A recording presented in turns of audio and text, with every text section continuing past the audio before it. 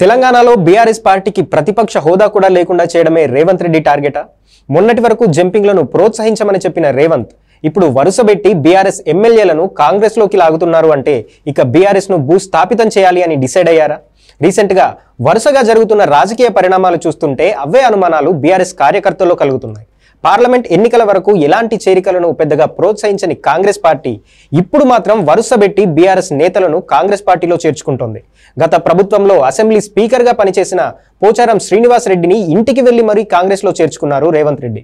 ప్రాణం పోయినా కేసీఆర్ వెంటే నడుస్తానని గతంలో చెప్పిన పోచారం రేవంత్ వెళ్లి అడగ్గానే కాంగ్రెస్ కండువా కప్పుకున్నారు. తనతో పాటు తన కొడుకును కూడా కాంగ్రెస్ పార్టీలోకి తీసుకువచ్చారు. ఈ ఇష్యూ హాట్ గా ఉండగానే ఉప్పల్ ఎమ్మెల్యే బండారి లక్ష్మారెడ్డి జానారెడ్డిని కలిసిన ఫోటో మరో చర్చకు దారితీసింది. త్వరలోనే ఆయన కూడా పార్టీ మారుతారు అనే ప్రచారం జరుగుతోంది.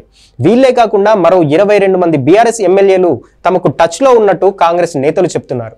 కాలే యాదయ్య, అరికపుడి గాంధీ, గూడెం మహిపాల్ యాదవ్, ముఠా గోపాల్, సుధీర్ రెడ్డి, వివేకానంద్ గౌడ్, కొత్త ప్రభాకర్ రెడ్డి, ప్రకాష్ గౌడ్, మల్లారెడ్డి కాంగ్రెస్ లో చేరేందుకు వీళ్ళంతా సిద్ధంగా ఉన్నారంటూ పేర్లు కూడా చెప్తున్నారు. ఇప్పటికే బీఆర్ఎస్ లో ఉన్న హరీష్ రావు వర్గం ఎమ్మెల్యేలు బీజేపీ హైకమాండ్ తో టచ్ లోకి వెళ్లినట్టు టాక్ నడుస్తోంది.